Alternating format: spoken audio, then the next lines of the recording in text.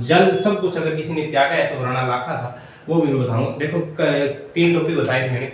एक का तो नाम था क्या, हंसाबाई था। एक तो मैंने हंसाबाई कल डाक भी थी और एक मैंने बताया था आपका पिछोला जीत, और एक टॉपिक अपना थोड़ा छोटा सा और रह गया, उस टॉपिक को पढ़ते हैं जिसका नाम है कुंभाहाड़ा। ठीक है, कुंभाहाड़ा कौन था ये हमें बताना चाहिए। कुंभाहाड़ा की थोड़ी बात बताते हैं कि हंसाबाई की पत्नी, उसके अलावा राणा लाखा ने एक शादी और कर रखी थी हाड़ी रानी के साथ। ठीक है, किस रानी के साथ में, राणा लाखा ने बताते हैं कि हाड़ी रानी के साथ शादी कर रखी थी।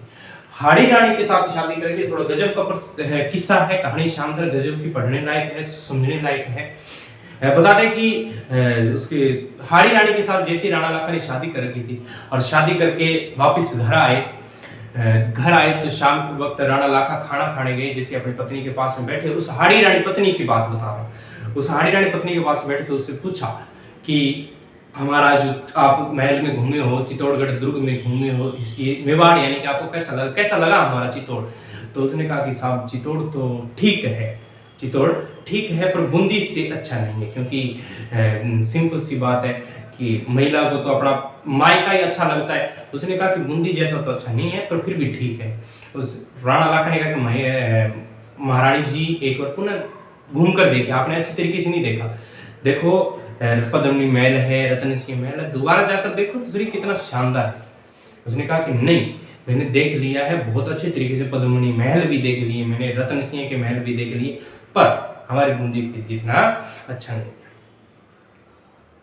अब थोड़ा सा बताते, उस दिन राणा लाखा ने एक निवाड़ा मुंह में डाला ही था, तो भाई साहब थोड़ा सा यूं रीस में आ गया तो उसने थोड़ी रीस में आकर पूछा कि महारानी जी अब बताओ मुझे कि बूंदी अच्छा है या चित्तौड़ अच्छा है, अब बताओ मुझे बूंदी अच्छा है चित्तौड़ अच्छा है। तो भाई साहब डरता तो गोगा धोखे, सिंपल सी बात है कि गोगो मोटो गोसाई, तो याद रखना डर लगे तो गोगा जी महाराज जी बड़े हैं। तो उसने कहा कि भले ही जब खाना खाया तो उसने पूछा बूंदी सुंदर है, तो राणा लाखा को जैसे ही गुस्सा आया तो उसने कहा कि सही सी बताओ महारानी जी सुंदर कौन सा किला है।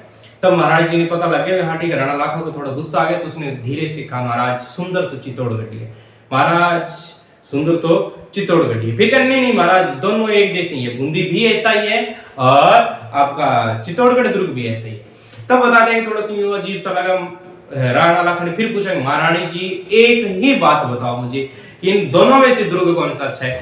तब महारानी जी ने मुंह फैलाते कहा कि महाराज इन दोनों में से एक ही दुर्ग अच्छा है, वो है आपका बूंदी का तारागढ़।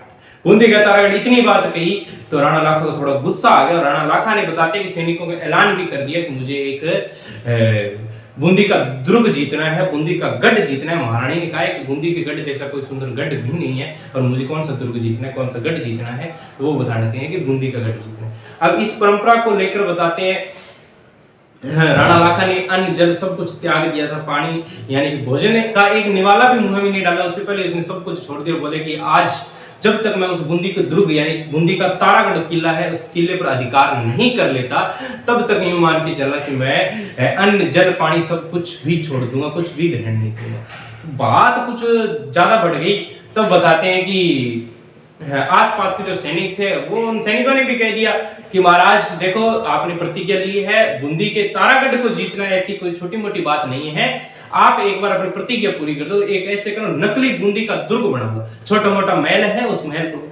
और बताते हैं कि सैनिक भी ऐसे ही थे, सैनिकों ने चाहा था कि ये तो मेंटल है राणा लाखा, और हो सकता है कि इसके जच गई। तो उसने बाहर एक गांव का एक कमरा, उस कमरे में बाहर लिखवाया गया बूंदी का तारागढ़, और बोले कि इस पर अधिकार कर लिया जाए, और एक बार आप इस पर अधिकार कर लो, और जैसे ही अपने टाइम मिलेगा तो आप अपना अधिकार करके जो आपने वचन दिया उस प्रतिज्ञा को त्यागो, और फिर अपने धीरे धीरे बूंदी पर भी अधिकार कर लेंगे।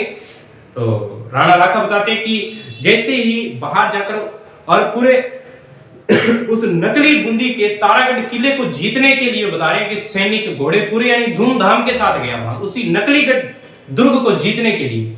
और बताते जैसे ही उसने तीर चलाया तो सामने से एक तीर चलकर आया, उस मकान उस कमरे में से तीर चलकर आया तो पूछा कि अंदर जाकर देखो कौन है, सामने से तीर कौन चला रहा है।